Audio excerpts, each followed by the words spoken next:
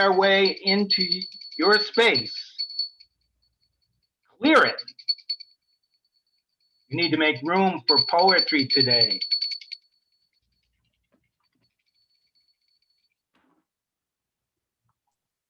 We have a right to our bad habits. And if we want to blow our minds or fuck up our lives, shoot dope or smoke cocaine. If we want to eat too much meat, sit around all day and watch TV, stay up all night listening to music by Charlie Parker and Screamin' Jay Hawkins. If we want to walk around naked, fuck our eyes out, eat some pussy or suck a cock, take it up the ass, get our nuts off 700 times a day, lay around and drink whiskey, bet on games, shoot dice, sell some pussy on the street.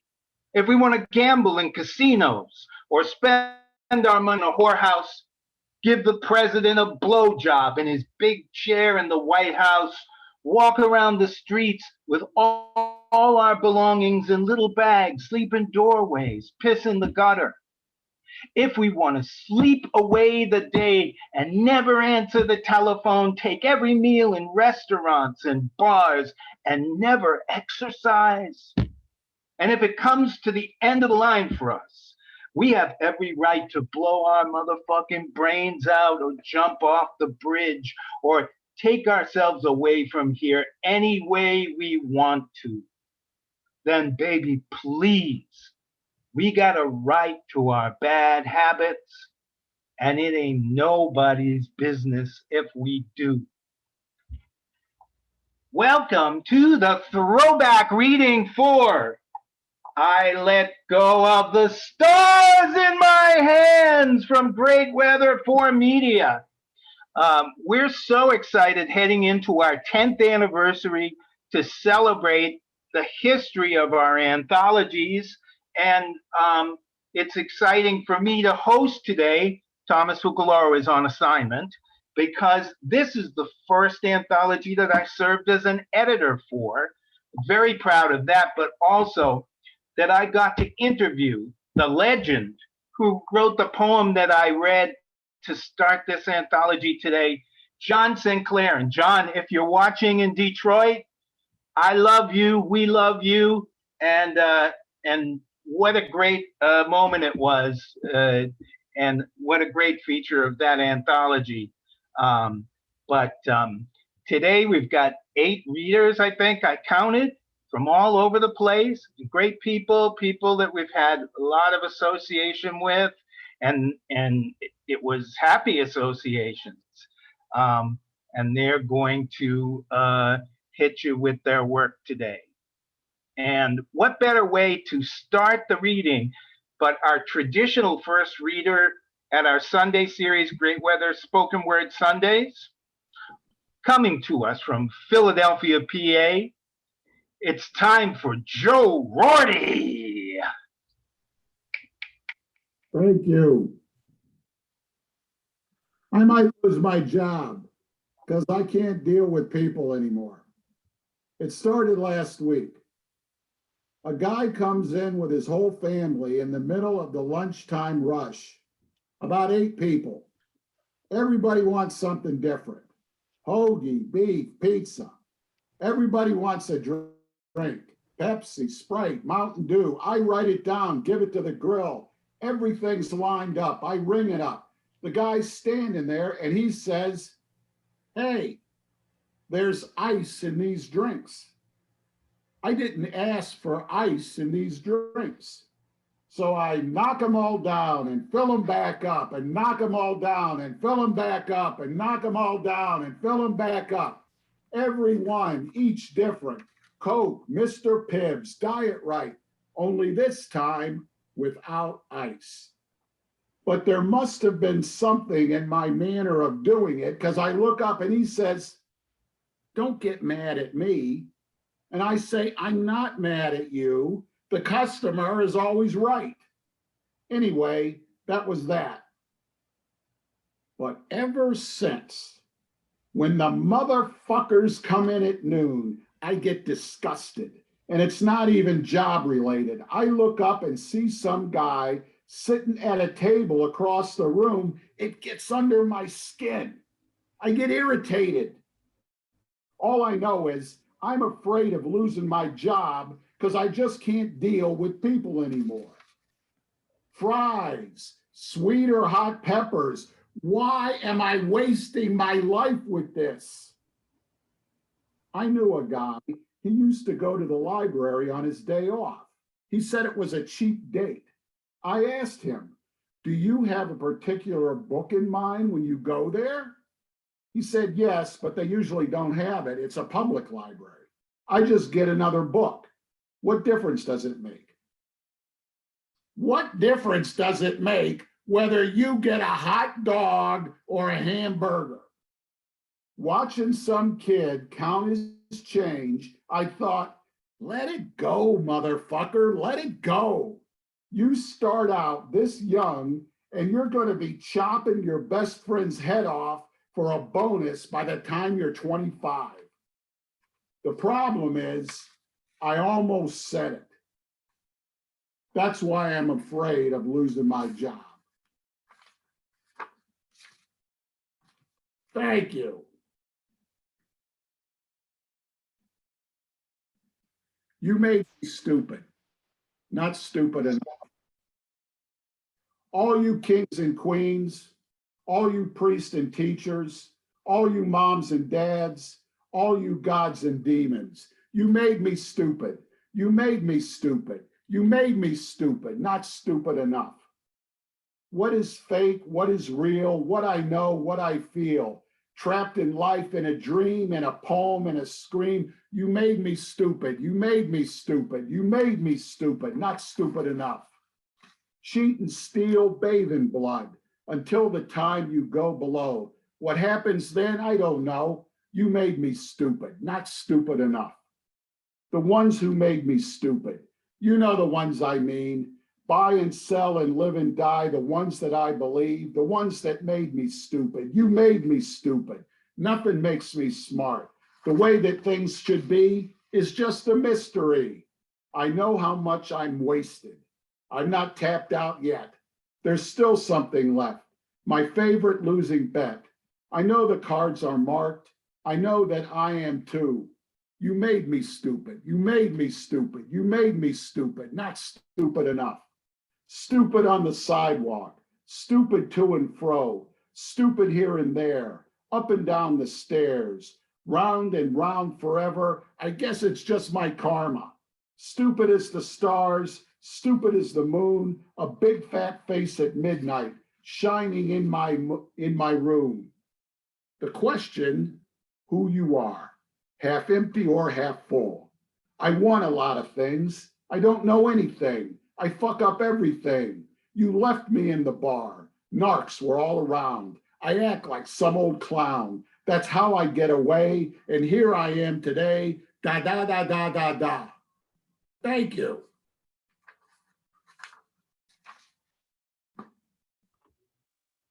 Let's hear it for Joe Roarty.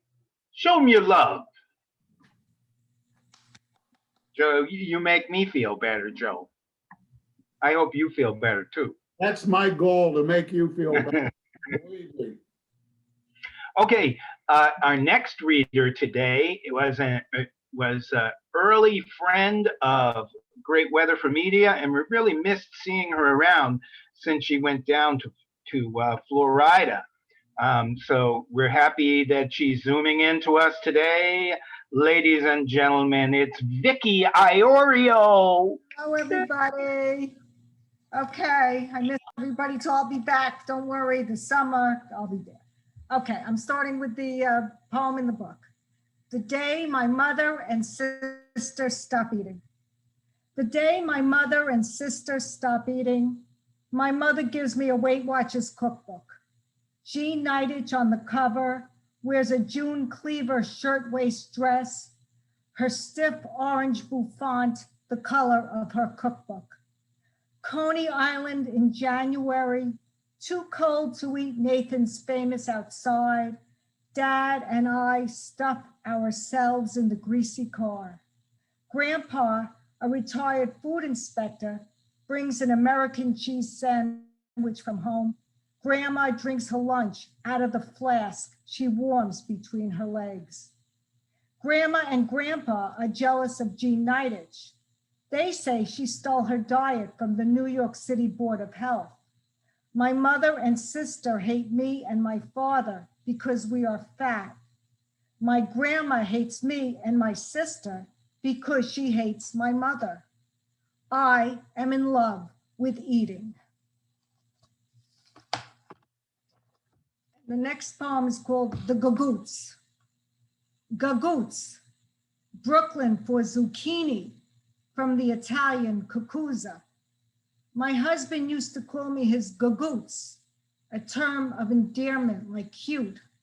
When he started to call me cunt, I moved to another state. Now I am the caregiver of my ancient mother. All day the TV blasts MSNBC, our big brother. It could be worse. My mother could be a Trumper. The volume is so loud, I don't hear it.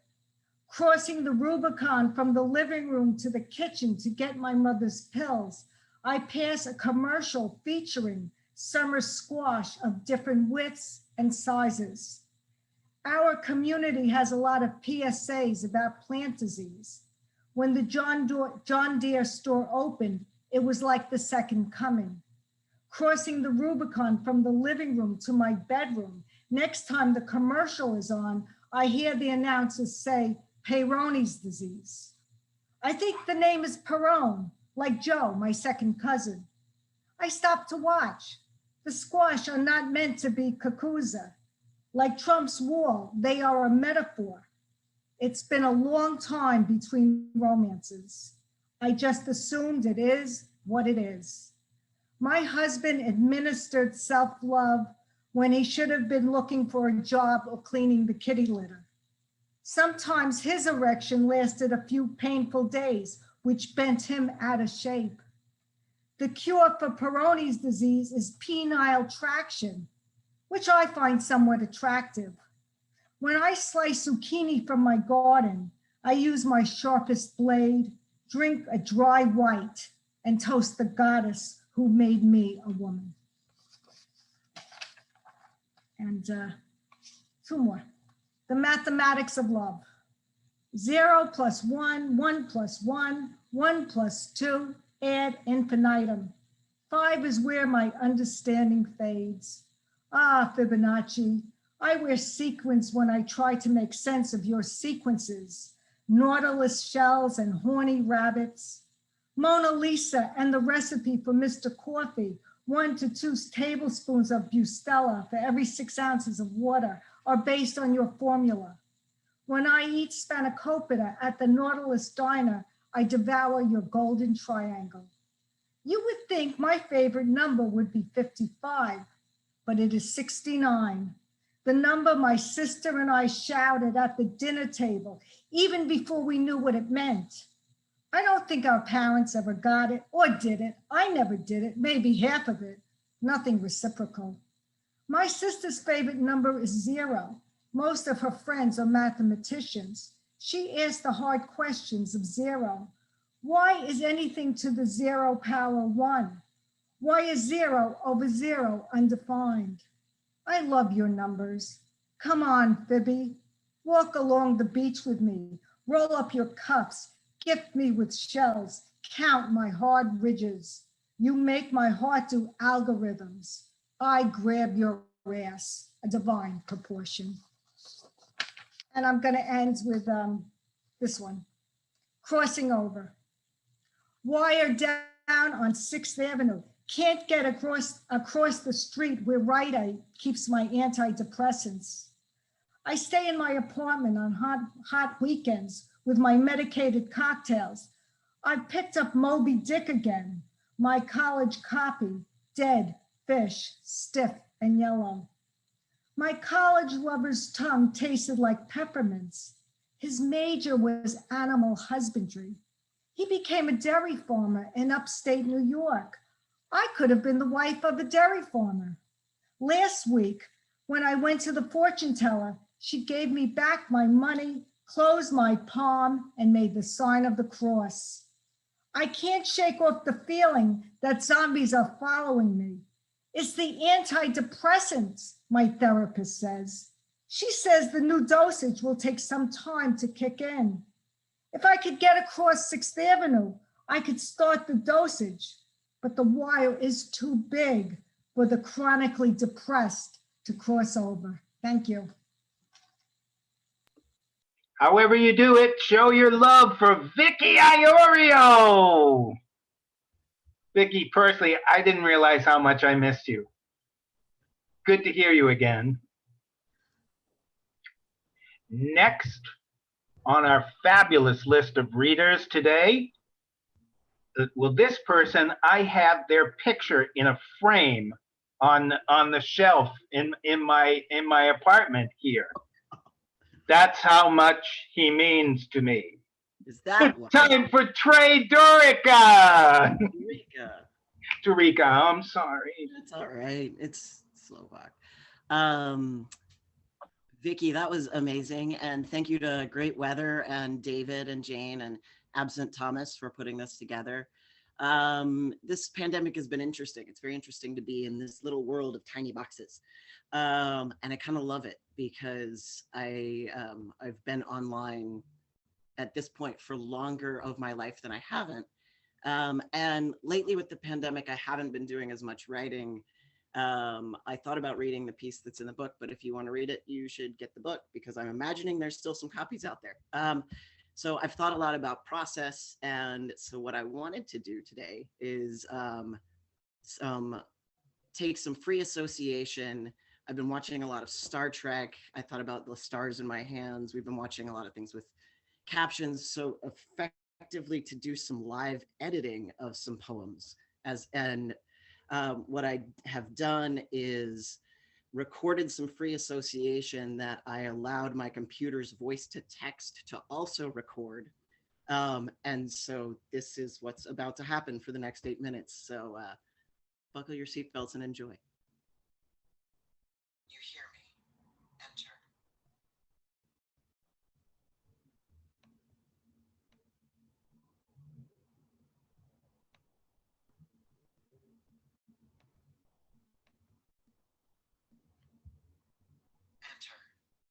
Enter. Pause.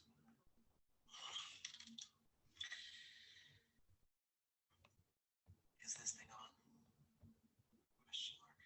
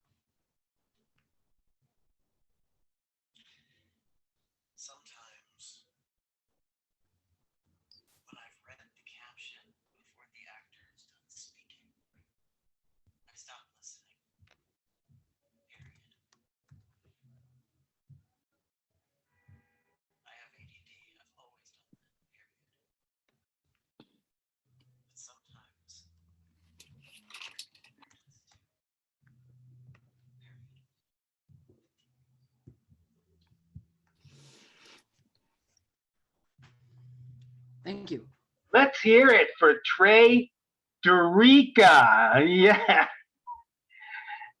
Trae, I really appreciate the bringing the originality of that today. And my fingers would have been so nervous trying to do that piece, right? Thank you again, Trae. And Trae mentioned, by the way, that there might be other copies of this book, I Let Go of the Stars in My Hand. Yes, there are, and you can get them at greatweatherformedia.com, as well as all our past anthologies. And guess what?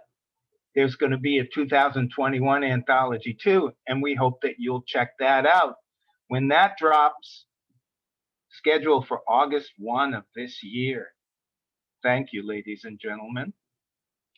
And next on our list, our next reader goes back to the community that we had at the Jujo Mukti Tea Lounge, which in many ways was the progenitor of our Sunday reading series now. And I'm really happy to bring her to the mic. It's Maria Gregorio. Let's hear it from Maria. Hi. Hi. Thanks. I'm going to start with the piece that's in the anthology, Head Above Water. This is Head Above Water. Head above water was ice and blue cutthroat. There were edges around her words and smile, pin or knife sharp, depending on how the shadows fell upon the grass that day. All things amiss manifest in how things lay in the house, and on some occasions doors did not close because of the abundance of things kept. Her opposite was her marriage, something she could not hold herself to, unless external, to point fingers on, to hold to task. She broke mirrors between them. She couldn't stand what she saw. This was her routine. She'd smash it up, then put it back together until the pieces could not be deciphered in their place. She wasn't always this way, no. She was most disorganized in her imaginary world as a youth. Story to story with unlikely characters she pulled together as she put on her slacks for Sunday school and mass. She was an asylum sorrow, the one skipped in book reports about heroes before the time of heroines, before the time the female voice was safe and undisturbed. In those days, soft voice was taught and crowned, side girl was peeking out from the closet, tempting heroes from their great tasks of saving. Ladies of painted face were the only type of lady, and that was all there was to them. Now the exposed variety unzips, and a woman need not disguise her identity unless she raises her fist up, perhaps, and calls out the true name of what some might have claimed into a throne.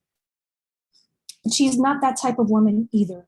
She is the good girl, the fine-tuned follower now, aligns ducks so she doesn't have to examine the way they cannot float or swim. The ducks must remain stagnant across a sheet of ice to keep us from seeing her choked despair.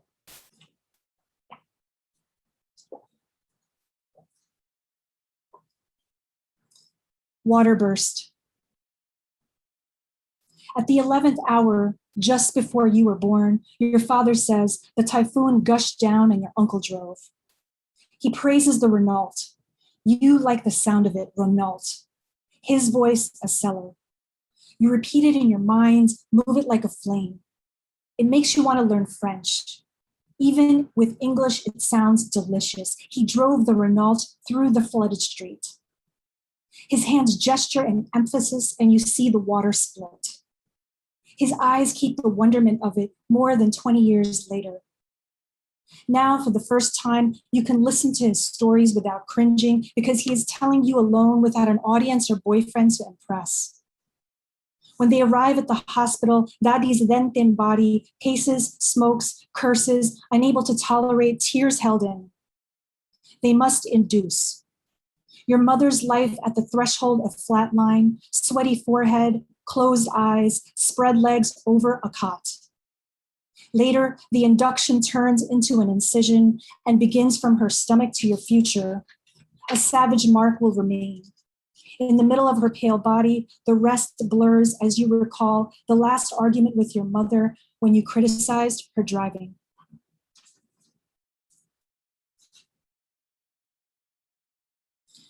This is another new recent one. Archipelago of Scars. 1. The new country is a full moon at the window. I wake with my cheek on the glass, turn my head to a midnight sky marred with man-made wings. The horizon, an indigo bolo curve with hands of overcast. Below, shadows over shadows, a teeth of lights. We sink into a city without wildlife, hungry and 3 days older. At Liberty's port of entry, we're named the color of dirt and oil, branded as extraterrestrials. We move with the current, under a sea of metal and stone. I am the height of wastes. Wind bleeds into our jackets, sharpens Daddy's eyes. His feet become a motor. We barely catch up. I hold Mommy's hand as long as she lets me. My palm is swallowed, an arm pulled. Daddy says, cover your mouth. The air here is toxic. 2. Guya and I hide the red pen marks of our second language notebook. We work on pronunciation, practice its absence of music. I change my tongue's dance to monotones. He keeps his brevity. Our nicknames die at the playground. We continually shed skin until our wounds are covered with a pelt that won't tear. We find relief in vinyl turns. He discovers Queen, then Kiss, and later breaks to DMC, and I am the first to change my name. Our flat feet swell in narrow shoes. We experiment television accents and cackle between languages.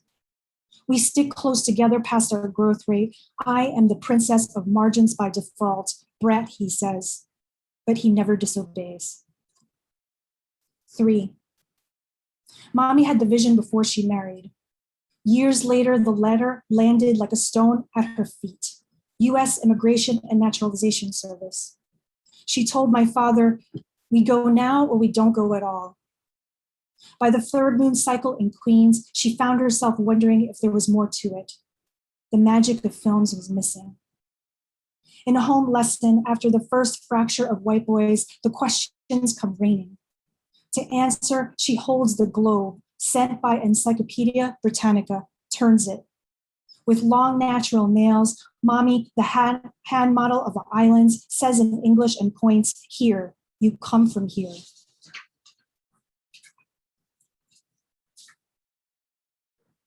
I have one more. I don't know if you want to hear it. I just was like extending it to 10 minutes. Do you want to hear the last one? We have time, right? John Paul Davis is saying he wants to hear you, so and he's supposed to go next, so you can do one more.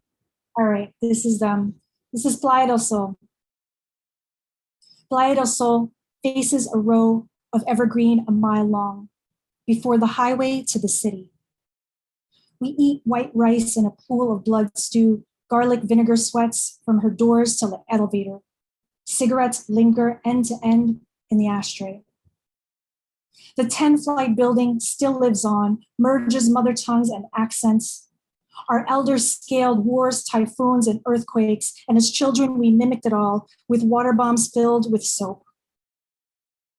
Peng stares into the woods of a sliding glass window, talks about his time in the Summer Olympics Japan, 1926, long before the Imperial Army tore up the islands and buried our great uncles in ditches.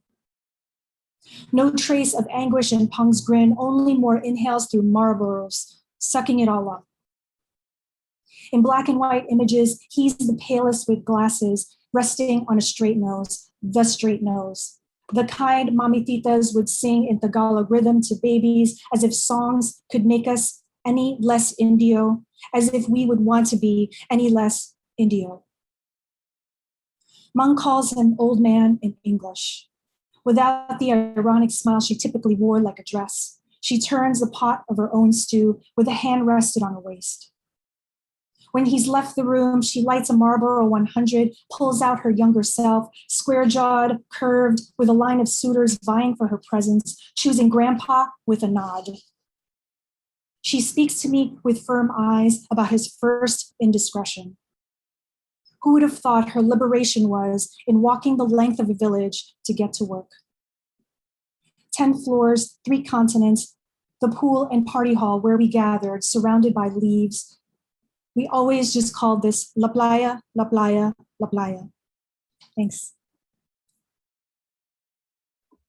Wow. Maria Gregorio, that was the extra poem she had in her holster. Damn. Great to hear you again, Maria. We at Great Weather for Media have been great fans of this writer for a long time. And we even, you know, besides anthologies, this press also does poet collections.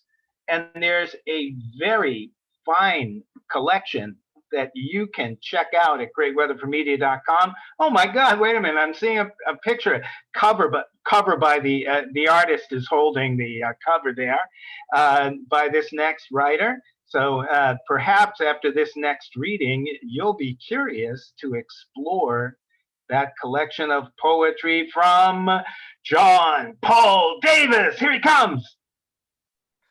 Hi, everybody. Thanks, Jane and David and everybody at Great Weather for Media. All right, I'm going to read some poems. Law and Order. Sunday morning, when the radiator quiets, I can hear creation groaning. My hope is the world is wild and inconsistent as mercy, as the old smaller gods of the truly outrageous fables. That universal groan is really the origin of music, harmonics from the Big Bang, which was as much a surprise in the divine realm as here. Angels startled in their workshops, and a look on God's face like the whole Trinity had tripped over the stars, which are little nails in the floor of heaven, spilling supper. The predictable simulacrum of the miraculous that is my smartphone tremors with opinion articles, hot takes, clickbait, each promising to make sense of events, but all of them really exist to seduce me into deeper enmeshment with the network, a poor excuse for a God, because it will always only calculate and never know the unpredictability of love, of living. Algorithms say 1,000 people who listened to Townes Van Zandt, Muddy Waters, and Springsteen's Nebraska also played Landslide, but I can't stand Fleetwood Mac. And for years, I was the only person in my family with pale eyes who didn't need glasses. And I hear the underlying song of things, that old groan, even when the president is speaking, even with the city creaking and belching, even with Mingus on the stereo and coffee percolating. No, wait, especially then. Thank you. That is from, I am writing a poem a day for the entirety of 2021. And that is from one of those. That was the January 10th poem. I'm gonna read a couple more from that, and then I will read the poem from that's in both the anthology and the book, which you should buy both if you don't have them. And if you do have them, you should buy them anyway. Okay, self-help. At first, the movers stacked the boxes and positioned the furniture nearest to the places they'll eventually occupy. It is orderly, but it is not home. Then we unpack, and the entire place is chaos. Nothing is where it belongs, nothing with a place to belong. The only way forward is to pick a room and make it become how it will be. We picked the bedroom, and tonight it is clean lines and warm light, most everything in its right place. Everywhere else is still all clutter and maze, slapdash and vertigo, but lying in bed, watching the sun set beyond the bridge, peace. This is how all good ventures start, with a quiet, steady center, an earned and certain rest. With such a beginning, everything that follows will fall into place.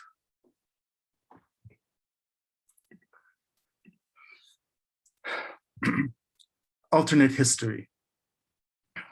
A rabbit crawled up onto your face, curled over your chin, slung ear to ear, and stayed there half your life. People assume it's a beard, and you let them. You pray to it. because addressing that other voiceless void your father pushed young you down in front of never worked.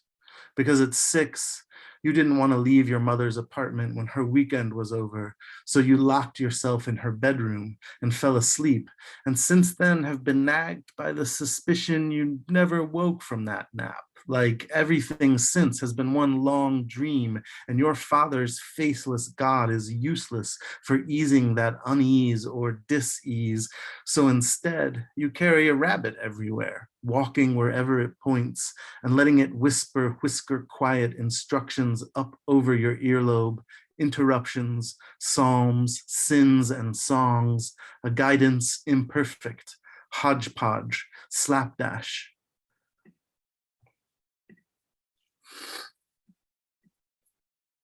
Okay, I'm gonna read one more from the 100 or whatever that is, 365 poems project. This was written on January 20th. It's called Hope, Not Optimism on Inauguration Day. I have my doubts. I've heard this slickly produced song too many times.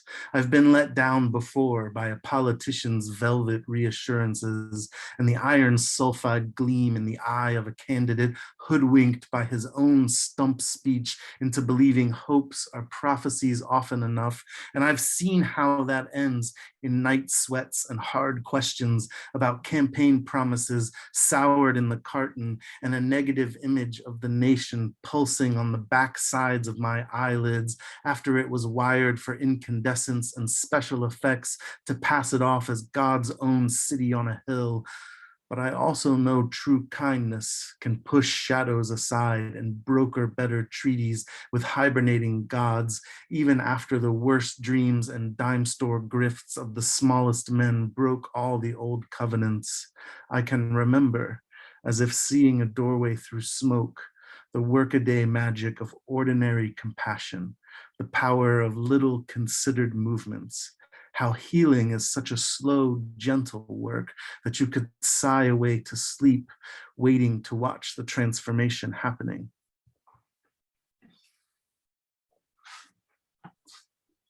His name, once again, is, oh, okay, you have something to say first? Go ahead.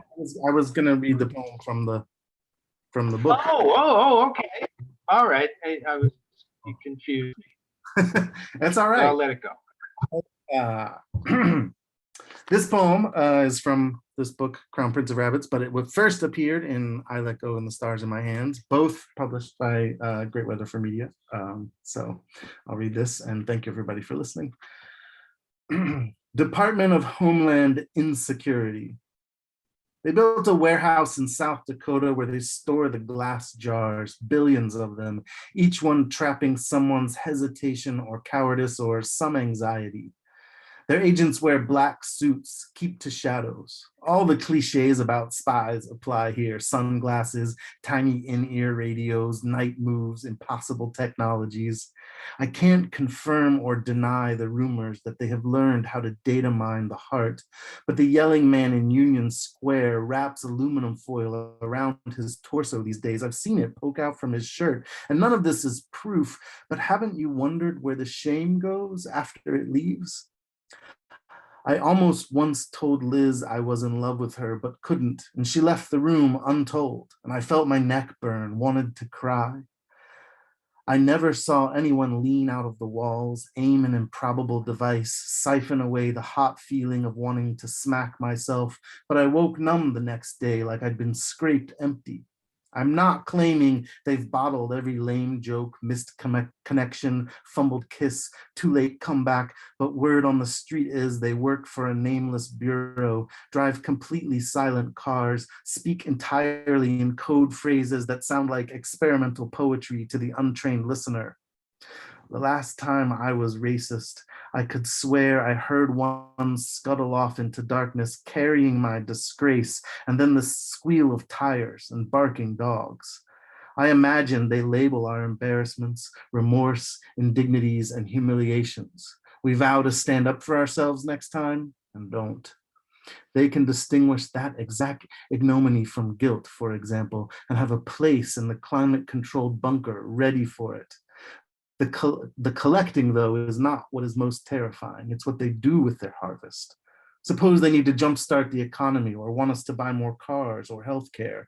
Say the credit card companies pay off some senator and then we all receive 0% offers in our mailboxes, or Congress wants to tax their children less, ours more, or they want us to want more guns. Then field operatives arm their secret delivery system with our scandals, indignities, trepidations, chosen expertly by a shamed sommelier. The president wants to invade. He wears his grim statesman's face on television. The agency activates the sleeper cells and we're targeted. We get doctored evidence and patriotic grunts.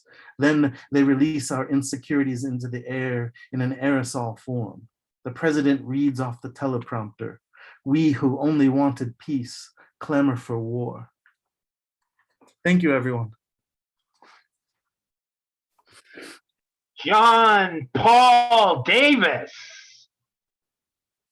reading from I Let Go of the Stars in My Hand and Crown Prince of Rabbits at the same time.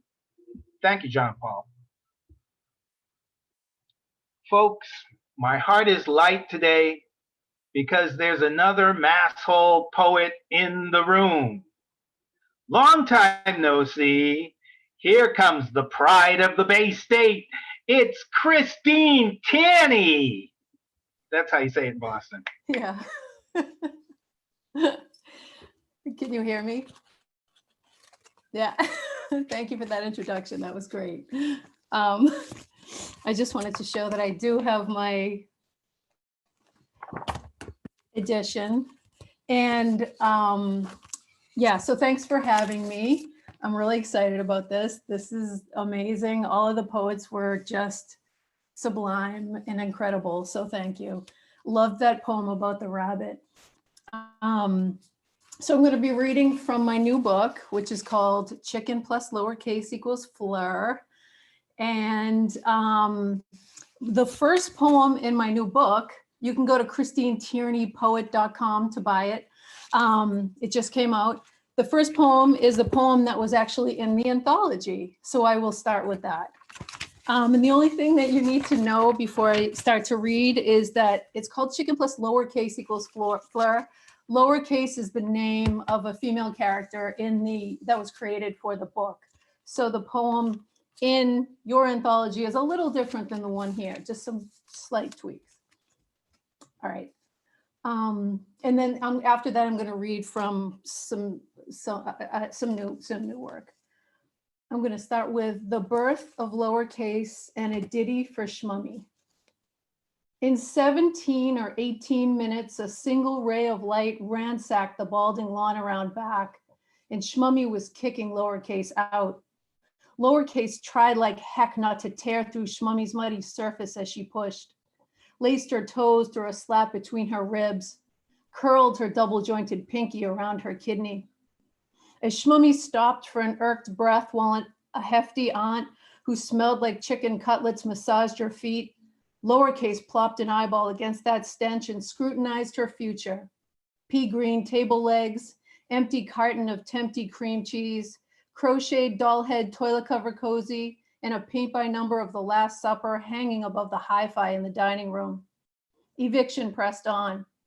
Shmummy pushed with the force of an orca, blew a bloody vessel in her right eye, and grunted through the sateen bedspread stuffed into her mouth like a gag.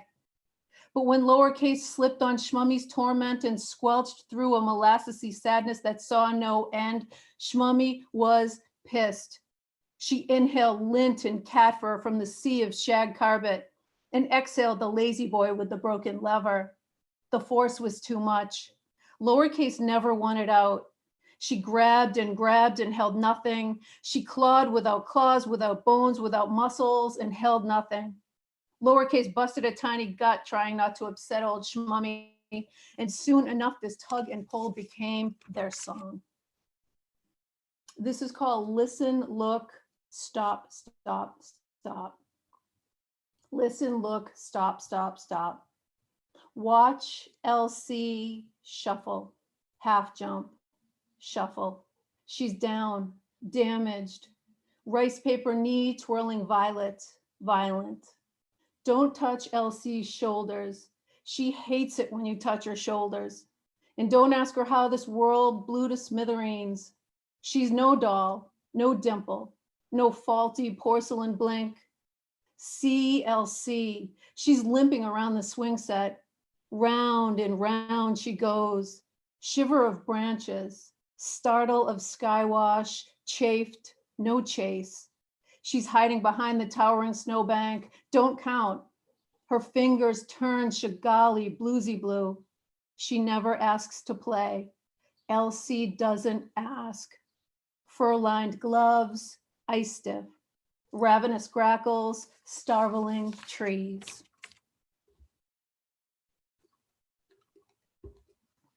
This is called Exhuming the Thrum. Splash of Nepenthe, mummy unquickens. Beneath her frown dewy neck, Elsie's triangular tip scalpels in. The X-Acto slopes and 3 swift nicks.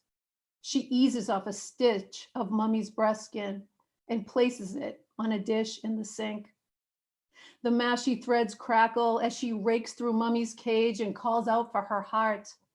Numb to her, always numb to her. Elsie's gelid tool careens along the slip of her ribs.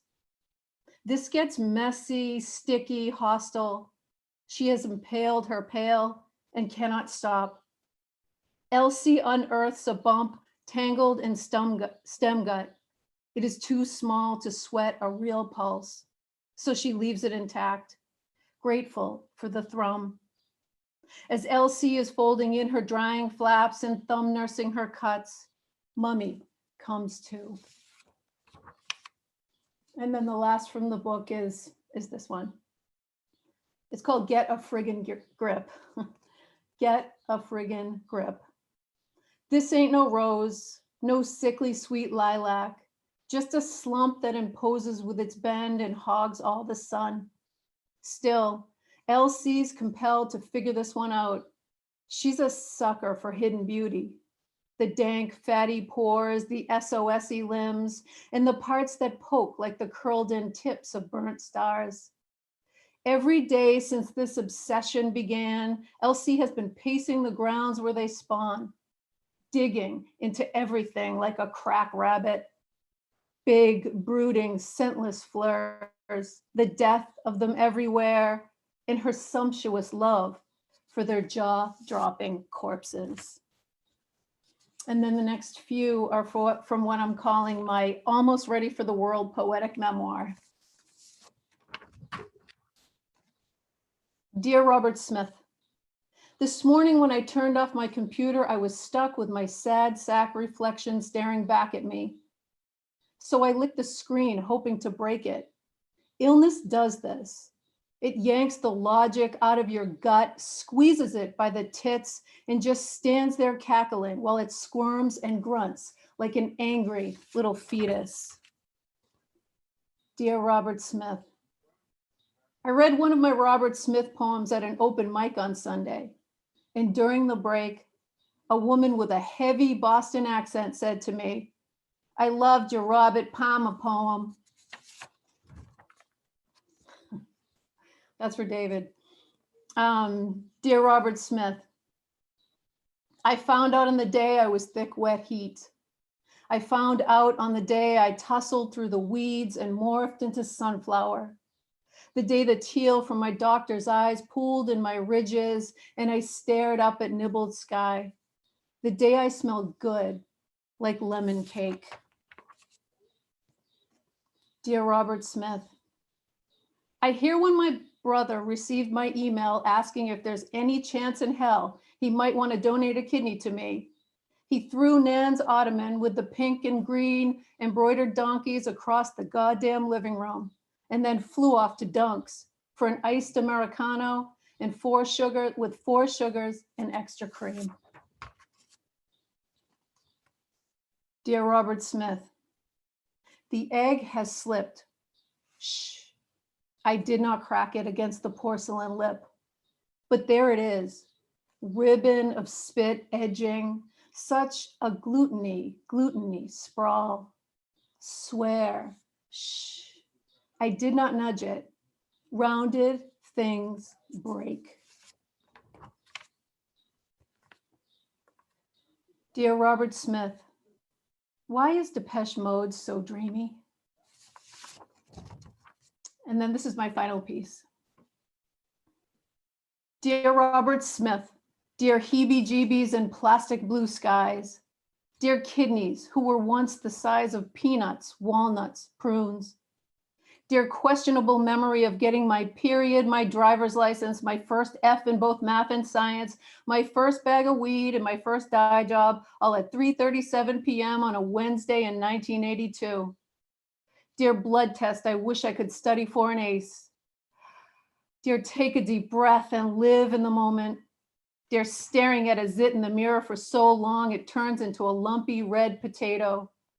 Dear sacred, consecrated, hallowed, revered, divine, and blessed sense of humor. Dear failing miserably at living in the moment. Dear spiky things on my kidneys that make them look like medicine balls. Dear favorite word, slouch. Dear second favorite word, numbskull. Dear listening to a recording of Cheech and Chong's Sister Mary Elephant when I was 9 and laughing so hard I peed on my brother's bed. Dear can't change mostly everything. Dear hate to say it because I don't want to jinx it, true love. Dear least favorite word, incurable. Dear Buddhism, dear optimism, dear Catholicism, dear alcoholism, dear atheism, dear cynicism, dear precious, precious sarcasm. Dear no matter what, dear maybe, just maybe. Thank you. Christine Tierney. It's a nice Irish name. Thank you. It's great to see and hear you again, Christine. Feel free to use the chat box to put a link to your book or your website. That was pissa. That's what we say in Boston. But I've been gone from Boston so long. They hadn't abbreviated Dunkin' Donuts to Dunks at the time I was still living there. But things change. We advance. And that's why we're going to advance to the next reader. The next reader, besides being a very fine writer and a very nice person, is one of the most important people in bringing us a sense of community on the New York City poetry circuit. And that person I'm speaking of is Ron Kolm. It's you, Ron. Take yourself off mute. God, you shocked the hell out of me. So thank you so much, Jane. Thank you, David. Just recently, Philip Giambri, the Ancient Mariner, posted a photograph of the old East Side bookstore on Facebook and mentioned he used to hang out there in the old days all the time. And he mentioned my name. I did work there. So this is a story from East Side Bookstore. It's called Classical Music Lover. I was sitting behind the cash register in East Side Bookstore on a warm summer afternoon in June 1976. The evening junkie group nod hadn't started yet, but they would eventually shuffle in one after another and assume their usual positions in front of the poetry section, where they would lean slowly forwards and then backwards. So far you'd think they'd fall, but they never did, defying gravity for hours until the end of the night. When I had to close, I would gently tell them, you really do have to leave now, but I never touched them because I learned from bitter experience how badly it freaked them out. They'd scream and wave their arms around, knocking books off the shelves, and I'd have to beat a retreat back to the register. Anyway, I was listening to the Velvet Underground, my favorite band at the time, turned up real loud on the stereo when a grizzled gentleman stepped into my field of vision, glared at me, and then snapped, turn that shit off and play some decent classical music. I almost said, fuck you, but I recognized him. It was Charles Bukowski, probably in town for a reading. I like this music and I'm not taking it off, I said, expecting an angry reply, but he surprised me by apologizing instead. I'm sorry, he muttered, turning on his heels and leaving the store. To this day, I say everything 3 times a la Bukowski, and I wish I told him how much I liked his novel Post Office, which I've read at least 3 times. And this is a bookstore I worked in many years ago. It was called New Morning. I'll talk about it in a piece. The piece is called Privates. A long time ago, when things were much cheaper, I used to go to clubs and hear a lot of music. One of the clubs I went to was called Privates on 85th Street on the Upper East Side. At one time, it had been a private school, but it closed. And that was a cool place to see bands. A lot of great music happened there, from Bo Diddley to the Specials. Because of my bookstore connections, I got invited to an exclusive William Burroughs event that was scheduled to take place in that venue. At that time, I was managing New Morning, a bookstore in Soho named after the Bob Dylan album. It was owned by High Times magazine, and for that reason, it was considered hip. We made sure we always had a complete run of William Burroughs books in stock. His work, published by Grove Press, was very popular. So I was thrilled at getting the chance to see him, a writer I admired, in person. I'd always considered Burroughs to be the American Celine, another writer I loved, and I figured that Allen Ginsberg must have felt the same way. Ginsberg seemed to surround himself with archetypes. He took along only one in each category in his extended beatnik trip. And Waldman was the token woman. Corso was the crazy dude, and Burroughs was the European experimental prose writer, the European intellectual experimental prose writer. I got there just as Burroughs was making his grand entrance, and to this day that scene lives vividly in my mind. He came in with an entourage, an army of very young men, all of them about the same height and all very well dressed. They crowded around Bill, which seemed to raise him up so that his feet barely touched the floor. There was a humming sound emanating from them as they passed by. It was like the buzzing of a cluster of worker bees carrying the queen to her throne in the hive. They escorted him to what looked like a gazebo, a small round structure in the middle of the hall, and then the celebration ensued. I got loaded, and the rest of that evening is just a blur. And the last piece I'll read is the one from the anthology. And it was also on a dinner break from that New Morning bookstore, so it does sort of fit with that. This is called Bird and Me. I read somewhere that Charlie Parker ate a rose.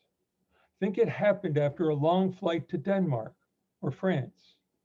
A delegation of important dignitaries approached him on the runway and offered him a fancy bouquet as a gift.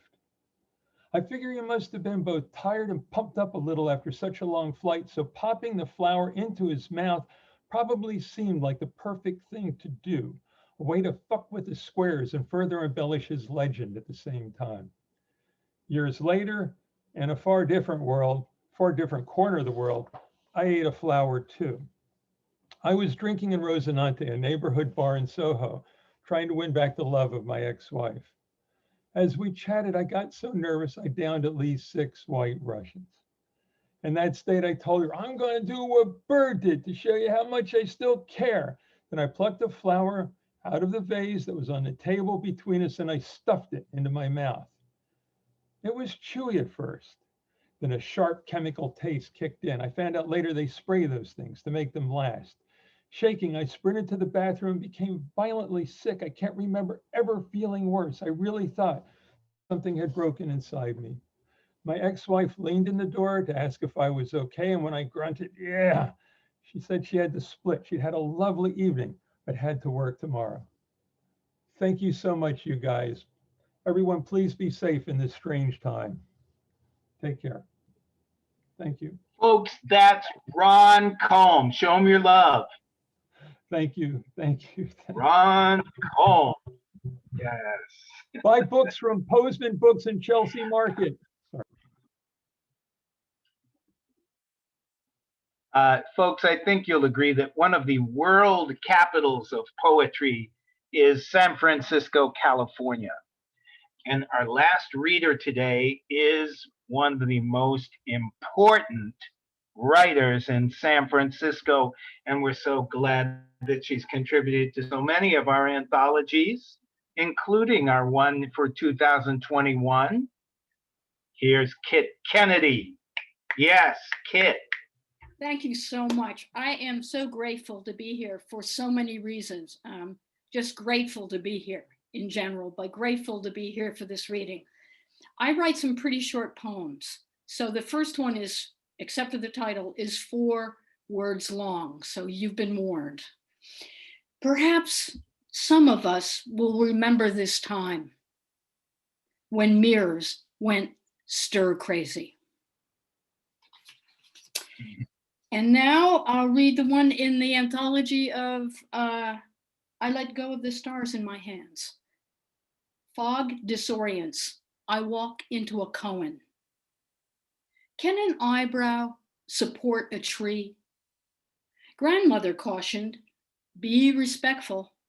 Each tree is a third eye. How many eucalyptus before overwrought by insight? Is this how the circular came to be? Certainly, the first question forged by fog. How lucky to be smitten by its ambiguous beauty and curvaceous quilt, sometimes revealing a part, sometimes concealing the sum.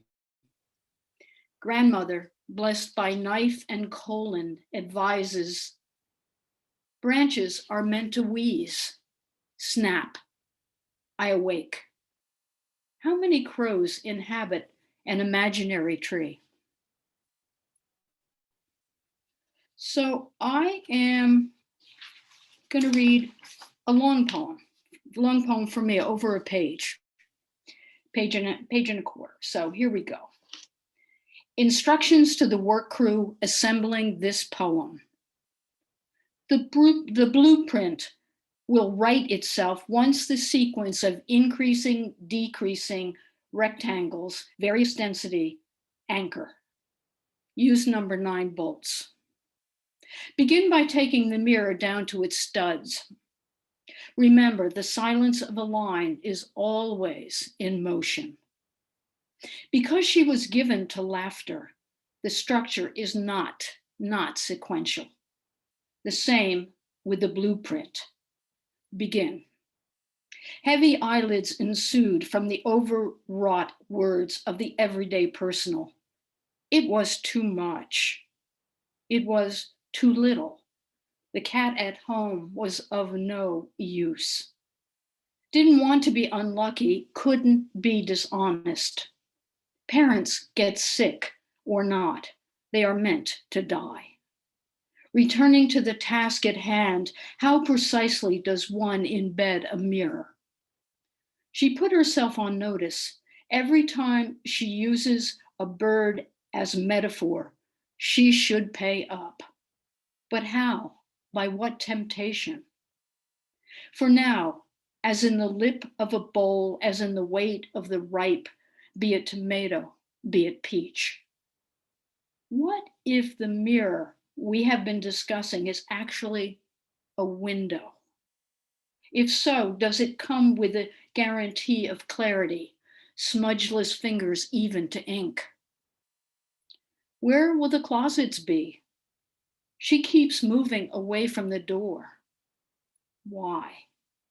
These words remembered. In this new economy, one egg suffices, one pebble plenty.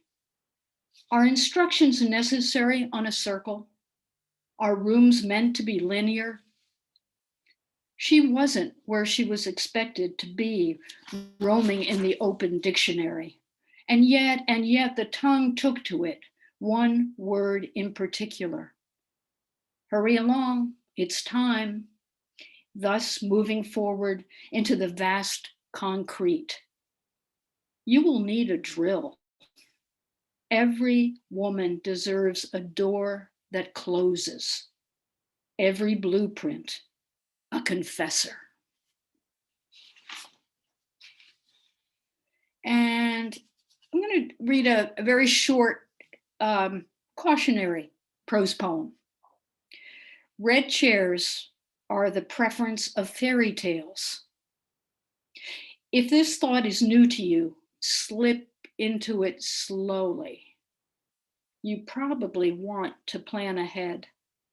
Red chairs rarely have cushions. And I love nothing more than writing projects.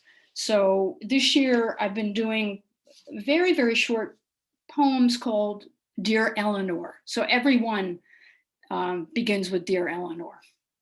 Dear Eleanor, My neighbor gave me 3 plums. Such a nice gesture, and so sweet they were. Of course, you know which poet I spent the morning reading. Dear Eleanor, I spilled wine, red, of course, on the table runner you gave me decades ago. The power of soda water and salt. They don't teach that in schools. Dear Eleanor, am I a grump when I declare the word love overused? Dear Eleanor, when the music stops, what are you thinking to do? Dear Eleanor, how many deer have you seen in your lifetime? How many loads of laundry done? How many sips of water taken? How many times have you rinsed rice? Rinsed your hands? Dear Eleanor, among the ghosts, who are your favorites?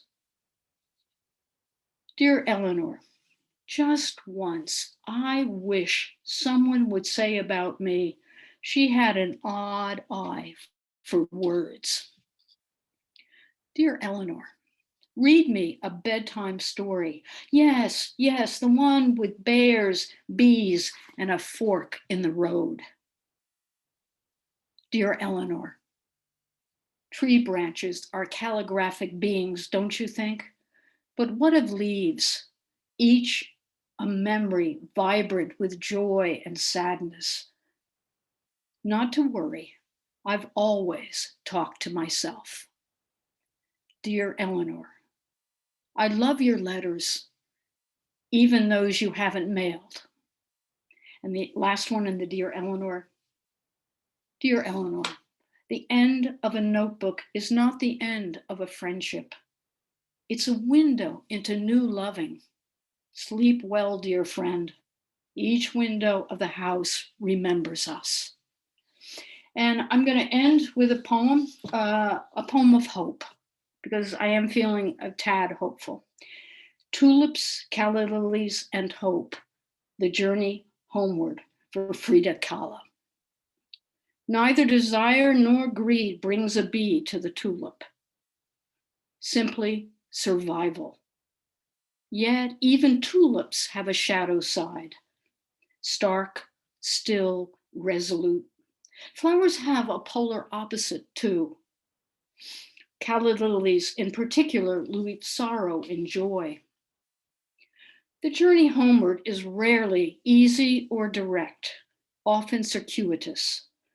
May each of us find a golden bridge with a top rung peeking through cloud like a spring bulb bursting into bloom.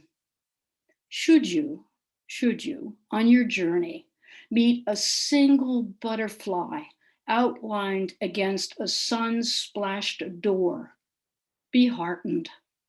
Against all odds, that heavy door will spring open to home and again to hope.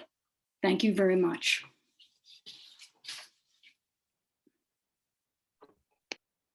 Let's give it up for Kit Kennedy. Thank you, Kit. And I want to remind you in general that I let go of the stars in my hands, and all the Great Weather for Media anthologies and all the Great Weather single poet collections are available for you to check out. Why don't you go to our award-winning website, greatweatherformedia.com, where there's information about the books, about our events, such as this one that's happening right now.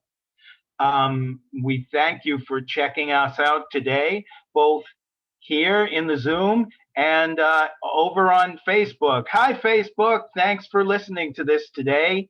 Watch it again. Check out our books. Check out these writers in our books and in other books, too. And let's hold on to that sense of hope that Kit Kennedy brought to us. Peace.